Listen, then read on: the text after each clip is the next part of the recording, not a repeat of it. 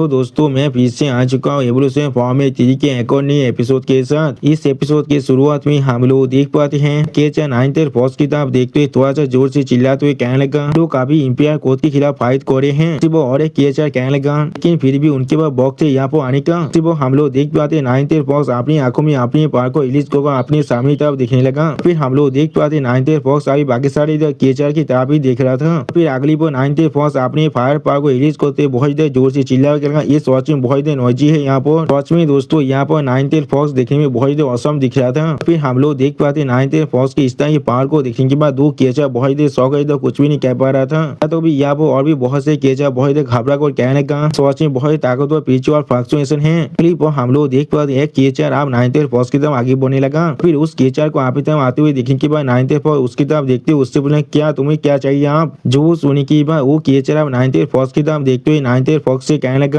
तुमने सच में great empire को हराया है। यहाँ पर स्पीड पास सच में बहुत ही फॉर्मिडेबल है। उसी बार उस केचर की बात को सुनने के बाद 9th फर्स्ट उसकी तरफ देखने लगा लेकिन कुछ भी नहीं कह पाता है। फिर वो केचर पीछे 9th फर्स्ट की तरफ देखते स्टेज पे बनाकर 9th फर्स्ट से कहने लगा कि मुझे नहीं लगता है तुम इतना भी ज्यादा साहसी हो जो तुम उसके खिलाफ फाइट कर पाओ वो भी अकेले। जो सुनने के बाद 9th फर्स्ट बहुत ज्यादा गुस्से में उस केचर की तरफ देखने लगा लेकिन कुछ भी नहीं कह पाता है। और फिर 9th फर्स्ट उस केचर की तरफ देखते हुए उससे कहने लगा तुम इससे क्या कहने की कोशिश कर रहे हो। जो सुनी की बात वो केचर अपनी पार को रिलीज करते बहुत गुस्से में 9th फर्स्ट की तरफ देखते हुए 9th फर्स्ट से कहने लगा जरूर मैं सिर्फ यहाँ पर तुम्हारे खिलाफ फाइट करना चाहता हूँ मुझे देखना है तुम्हारे पास सच में कितना ताकत है। यहाँ पर वो हम लोग देख पाते वो केचर अपनी ब्लू फिल्म की पावर को अभी रिलीज करने लगा लेकिन अगली पर हम लोग देख पाते उस केचर के ब्लू फिल्म को एम्पायर क्रोकोडाइल ने अपने हाथ से रोक दिया है। इसमें दोस्तों यहाँ पर एम्पायर क्रोकोडाइल का जो साइज है वो सच में बहुत बड़ा हो चुका है पहले से भी ज्यादा। और फिर एम्पायर क्रोकोडाइल बहुत गुस्से में अपनी पावर को रिलीज करते उस केचर की तरफ देखते हुए उससे कहने लगा अगर तुम खुद को इल्दा सिस्टर के साथ कंपेयर करना चाहते हो तो भी पहले उसके लेवल में पहुंच कर दिखाओ। फिर एम्पायर क्रोकोडाइल अपनी पावर को पूरी तरह रिलीज करते हुए जोर से चिल्लाकर कहने लगा कोई और यहाँ पर डिससैटिस्फाइड है। तो सुनी की बात हम लोग देख पाते बहुत से केचर या बहुत घबराने लगा लेकिन कुछ भी नहीं कह पाता है। और फिर हम लोग एक बहुत बड़े पिलर के ऊपर लाइट को चमकते हुए देख पाते हैं और फिर उस पिलर के ऊपर एक शराब में बाहर निकलते हुए कहने लगा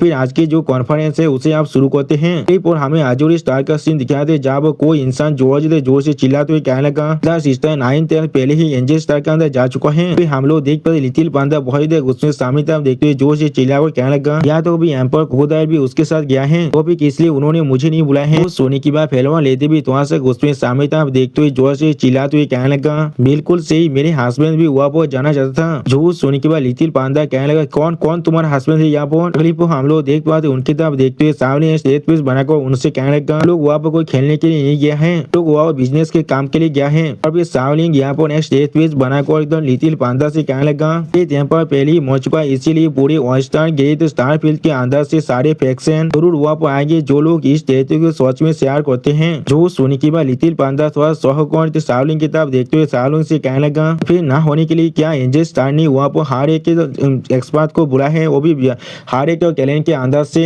नेगोशिएट करने के लिए। फिर लिटिल पांडा थोड़ा सीरियस फेस बनाकर कहने लगा इस थोड़ा से मायने नहीं लगता है आगे जाए हम लोग वहाँ जाए या फिर ना जाए लेकिन कोई भी हमारे खिलाफ नहीं जीत सकता है। उस सोने के बाद सावलिंग सीरियस फेस बनाकर लिटिल पांडा से कहने लगा तो मैं भी ऐसा ही सोच रहा था यहाँ पर लेकिन अचानक से वो लोगों ने इस चीज को बाहर निकाल लिया है। जो सुनी के बाद लिटिल पांडा थोड़ा शौक कौन सावलिंग से पूछना कौन सा चीज। फिर एक स्टार फील्ड के मैप को दिखाते लिटिल पांडा की तरफ देखते हुए सावलिंग उससे कहने लगा ये चीज यहाँ पर इस चीज को देखने के बाद लिटिल पांडा और एकदम तो लेती बहुत ही शौक और कहने लगा क्या ये चीज क्या है यहाँ पर। सच में दोस्तों ये लोग यहाँ पर इस चीज को देख कर कुछ भी नहीं समझ पा रहा था। उस सुनी के बाद इस मैप की तरफ देखते हुए सावलिंग उनसे कहने लगा एक स्टार फील्ड मैप है यहाँ पर। और फिर सावलिंग उस स्टेज पीस बना को अपने सामने तरफ देखते हुए कहने लगा मैं तुम्हें इसे और भी एक्यूरेट बताऊं तो फिर एक मैप है जो ऑलस्टार ग्रेट स्टार फील्ड का है कि जहाँ ये चीज हमारे लिए बहुत ज्यादा आसानी होगा इससे हम लोग इस ऑलस्टार ग्रेट स्टार फील्ड को एक्सप्लोर कर पाए। फिर सावलिंग उस स्टार मैप की तरफ देखते हुए लिटिल पांडा और फेलवन लेडी से कहने लगा ऑलस्टार ग्रेट स्टार फील्ड के अंदर हमारे जो एक्सप्लोरेशन है वो अभी यहाँ तो भी 1% को भी कवर नहीं कर पाया है। इसके अंदर बहुत सारे बड़े बड़े टाइप के कल्चर भी है। फिर इस स्टार पीएम के अंदर से छोटे से हिस्से को दिखा तो इधर सावलिंग कहने लगा छोटा सा चांग अभी हमारे कंट्रोल के अंदर है। जो सुनी के बाद लिटिल पांडा थोड़ा सा परेशान को पूछने क्या उस छोटा सा चांग। जो सुनी के बाद सावलिंग स्टेज बेस बनाकर उस स्टार फील्ड के मैप की तरफ देखते हुए लिटिल पांडा से कहने लगा लेकिन ये चीज सोच में पहले से बहुत ज्यादा बड़ा है लेकिन एक दिन जरूर। अभी सावलिंग उस स्टार मैप की तरफ देखते हुए बहुत देर जोर से चिल्ला कर कहने लगा हर एक चीज जो इस मैप के अंदर है वो सब कुछ हमारे कंट्रोल में होने वाला है। वो सुनी के बाद तिल पांता एक सेट पीस बनाओ। हाँ जरूर। अभी सावलीन थोड़ा सा मुस्कुरा कहने लगा, इस बार हम लोग एंजल ट्राइब के साथ मिलकर पहले कोऑपरेट करने वाले हैं। क्लिप पर हमें दिव्यांजलि का सीन दिखाई दे जहाँ पर दिव्यांजलि अपनी कल्टिवेशन को कह रहा था और फिर हमें यहाँ पर एक बहुत बड़ी शानदार बोध की दिव्यांजलि को दिखाया था, जिसे दिखा दो इस प्लेन से हमें बताया जाता है शानदार वो दिव्यांजलि है जो एक लो ग्रेड की दिव्यांजलि है। दोस्तों इस तरीके के बाद बहुत सारे पेशा स्किल है जिसके बारे में अभी नहीं पढ़ने वाला हूँ, आप लोग चाहे तो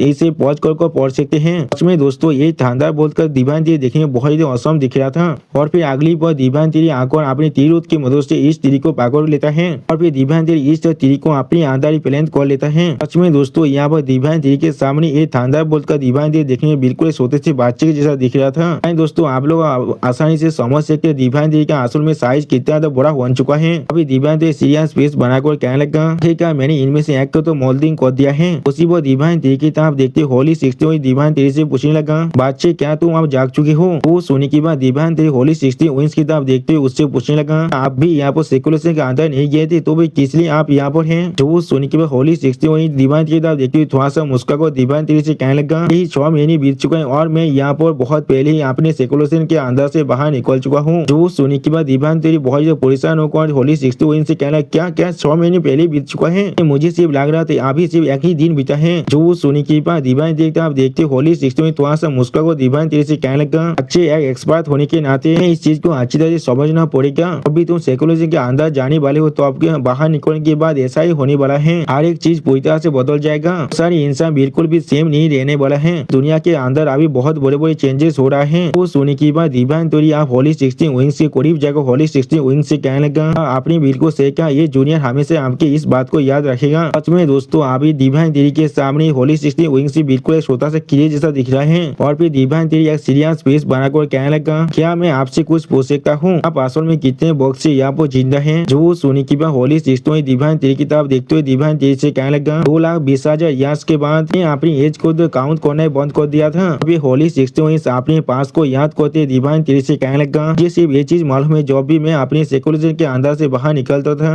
कि मैं फिर से खुद को रिइंकार्नेट कर लिया है। अभी होली 60 वही आपके सामने बहुत से कबर की तरफ देखते हुए खुद से कहने लगा, मैं पहले से जानता था उन सब पहले ही मर चुके थे। और फिर होली 60 में दिव्यांजलि से कहने लगा, ज्यादा तुम ताकतवर बनते जाओगे उतना ज्यादा लोनी यार तुम यहाँ पर जरूर बन जाओगे। तो सुनने के बाद दिव्यांजलि अपनी आंख को सोते करते होली 60 विंग्स की तरफ देखते होली 60 विंग्स से कहने लगा, अगर आप तो इसे जान नहीं दे सकते तो फिर आप जरूर सरों के अंदर चले जाएंगे। जो सुनने के बाद होली 60 में दिव्यांजलि की तरफ देखते हुए दिव्यांजलि से कहने लगा, हेल्थ और बाकी सारी ऐसी बॉक्स भेजने के बाद मर जाएगा।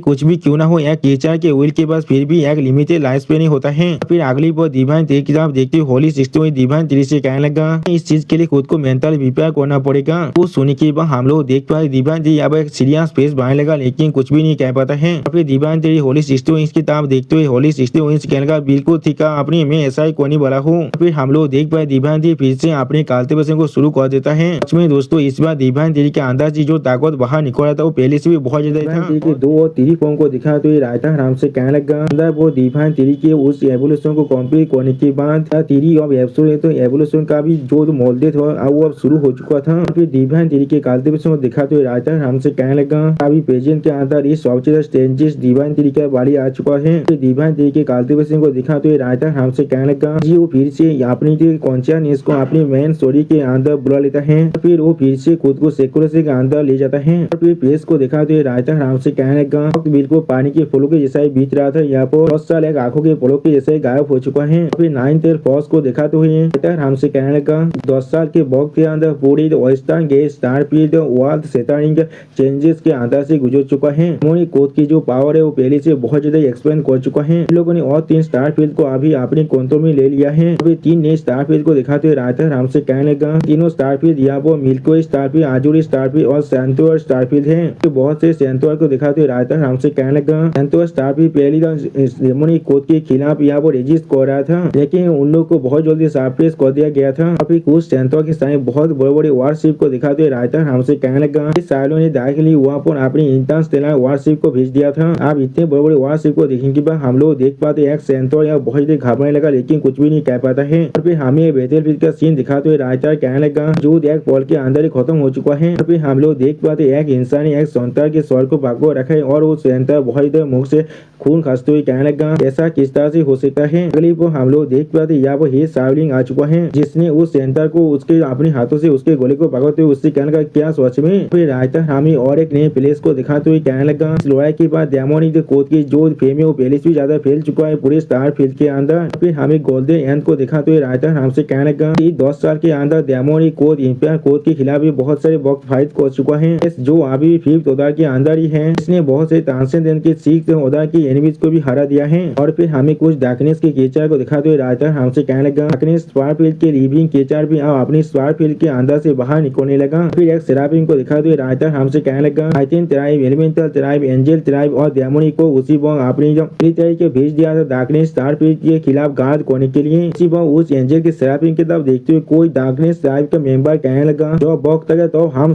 तुम सभी को ही मार डालेंगे। और फिर एक डार्कनेस ट्राइब के मेंबर को दिखाते हुए रायता हमसे कहने लगा अब dark tribe darkness star field के अंदर से बाहर निकल जाएगा। अब बोलो जरूर तो पूरे यूनिवर्स के अंदर मौत को फैलाने वाला है। इस तरह से ओवर ओवरवेलमिंग जो ऑपोजिशन के खिलाफ फेस करने की वजह से अभी के लिए सिर्फ अपने डार्कनेस स्टार फील्ड के अंदर ही वापस रिट्रीट कर सकता था। और फिर अगली को और एक बहुत बड़ी प्लेस को दिखाते हुए जहाँ पर बहुत से लाइट बाहर निकल था। रायता हमसे कहने लगा अब जो इस एरा के सबसे केवधिक एरा अब आने वाला है। उसी सेम बुक के अंदर पूरे सोलर सिस्टम के अंदर एक आवाज गुजरने लगा। और फिर हमें दिखा थे सान के ऊपर डिवाइन तरीके सील होता को। और फिर हम लोग देख पाए डिवाइन तरीके इस सील होता को या तो भी लिटिल पांडा भी दूर से देख रहा था। और फिर डिवाइन तरीके इस सील होता को देखते हुए लिटिल पांडा थोड़ा सा पोजिशन को खुद से कहने का तो मास्टर के सील होता है वो आचरण से पेस्ट के अंदर आ चुका है। और फिर हमें दिखा दे डिवाइन तरीके रूथ का सीन जो देखने में बहुत ही बड़ा दिख रहा था। और फिर हमें दिखा दे पूरे के पूरे डिवाइन तरीके को। अगली पर हमें आजूर स्टार का सीन दिखाता है। अब से शाओलिंग भी आसमान में डिवाइन तरीके इस सीलोता को देख पा रहा था। और फिर शाओलिंग आसमान की तरफ देखते हुए खुद से कहना क्या मास्टर अब जागने वाला है। तो इस सीलोता को महसूस करने के बाद एक सेराम में बहुत ही शौक है तो भी टाइटन किंग भी यहाँ बहुत ही शौक हो चुका था। फिर टाइटन के अपने सामने तरफ देखते हुए थोड़ा सा परिचय को खुद से कहने लगा इतना खतरनाक हो रहा क्या वो अपने 7th ओदार की जो ब्रेक थ्रू है उसे कंप्लीट करने वाला है। कुछ सुनने के बाद उसके पीछे डिवाइन आना में बाहर निकलते हुए उससे कहने लगा नहीं ऐसा नहीं हो सकता है। फिर वो डिवाइन आना में अपनी पावर को रिलीज करते हुए टाइटन किंग से कहने लगा ऐसा बिल्कुल भी नहीं हो सकता। अगर ये सच में 7th ओदार का होता तो फिर शायद यहाँ पर सी ऑफ लॉर्ड्स को पूरी अच्छी तरह से दिकार कर पाता और ये शायद आसानी से पूरी की पूरी स्टार फील्ड के आधे हिस्से को इफेक्ट कर पाता। उसी पर इस आर्नामेंट को दिखाते सिस्टम प्लेन से हमें बताया जाता है एक इंपियर आर्नामेंट है जिसका नाम टाइटन क्राउन है।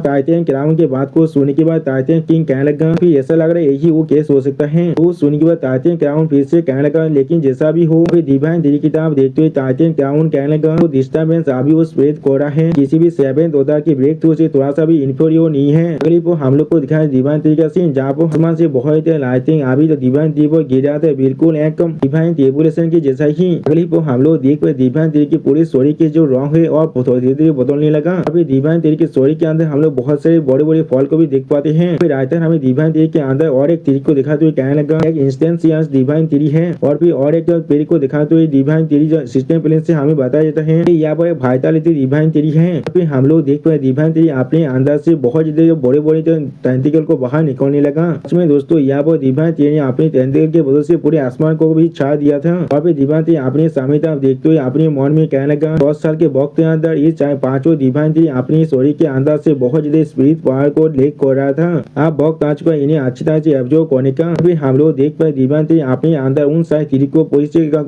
डालते हुए कोना शुरू कर देता है। फिर हमें एक डार्क ट्राइब के मेंबर को दिखा जो अभी डिवाइन तरी के सिलौते की तरफ भी दिख रहा था। और फिर वो डार्क ट्राइब के मेंबर आसमान तरफ देखते हुए खुद से कहने लगा मैंने कोई भी एक्सपेक्ट नहीं किया था डेमोनिक कोड के जो मास्टर है वो सच में असल में यहाँ पर एक डिवाइन तरी है। और फिर इस डार्क ट्राइब के मेंबर को दिखा दो सिस्टम प्लेन से हमें बताया जाता है इसका नाम डार्क गॉड है जो एक ट्रांसलेंट शीर्ष ओदार का जो बांधा है यहाँ पर उनके बीच और एक केचा बाहर निकलते हुए आप तो डार्क गॉड से कहने लगा ये कोई सिंपल और यहाँ पे मामूली डिवाइन तरी नहीं है। इस फेलो ने यहाँ पर 5 डिवाइन फॉर्म को भी कंडेंस कर लिया है। उनके मदद से इतनी बड़ी ब्रेक थ्रू को यहाँ पर हासिल करने की कोशिश कर रहा है। तो सुनने के बाद उनके बीच से और एक ड्रैगन बाहर निकलते हुए उनसे कहने लगा कि टेबुलेशन के वक्त के दौरान तो सुनने के बाद डार्क गॉड एक सीरियस फेस बनाकर बहुत देर कोल तुम्हें कहने लगा हम लोग अपने एक्शन को लेने वाले हैं। तो सुनने के बाद वो नया केचर कहने लगा ये सुना है डेमोनिक के सोच में बहुत ही खतरनाक है क्या तुम बिल्कुल बहुत ही कॉन्फिडेंट हो इसके बारे में। तो भी एंजल और टाइटन्स भी उनसे बहुत ही ज्यादा दौड़ता है। उसी वक्त इस केचर को दिखाते हुए सिस्टम प्लेन से हमें बताया जाता है इसका नाम घोस्ट किंग है जो ट्रांसलेंट 6 ओदार का है। घोस्ट किंग के बात को सुनने के बाद वो अपने हाथ में अपने पार को रिलीज करने लगा। फिर डार्क गॉड के पीछे हम लोग यहाँ पर और एक यहाँ आतिबे को देख पाते हैं। तो आतिबे देखने में बहुत ही खतरनाक दिख रहा था। जिस आतिबे को देखने के बाद घोस्ट किंग बहुत ही घबरा कर कहने लगा ये चीज अगली वो घोस्ट किंग उस आत्मिक किताब देखते हुए बहुत देर परेशान होकर कहने लगा, क्या डार्क तो अभी असल में इस तरह की आत्मिक कोई पोजेस करता है। उसी वो घोस्ट किंग की बात को सुनने के बाद डार्क गॉड अब उससे कहने लगा, ये डार्क ट्राइब का इंपीरियल आर्मामेंट है यहाँ पर। और फिर अगली वो डिवाइन थ्री किताब देखते हुए डार्क गॉड कहने लगा, इस बार मैं जरूर उस डिवाइन थ्री को डेवोर करने पड़ा हूँ। फिर डार्क गॉड अपनी इंपीरियल आर्मामेंट की पावर को रिलीज करते हुए कहने लगा, कोई भी मुझे ये इस बार नहीं रोक सकता है। सच में दोस्तों इस डार्क गॉड को लग रहा है ये सच में डिवाइन थ्री को खत्म कर सकता है। और दोस्तों इसी सीन के साथ हमारा ये एपिसोड यहाँ पर ही खत्म होता है। प्लीज सब्सक्राइब माय चैनल और like and share this video. और दोस्तों प्लीज मेरे इस वीडियो को थोड़ा सा हाइप भी कर देना। और दोस्तों मेरे चैनल का जो मेंबरशिप प्रोग्राम है वो अब चालू हो चुका है। वो आप और मैं नई मानव को एक्सप्लेन कर रहा हूँ और बहुत जल्दी से वही मानव का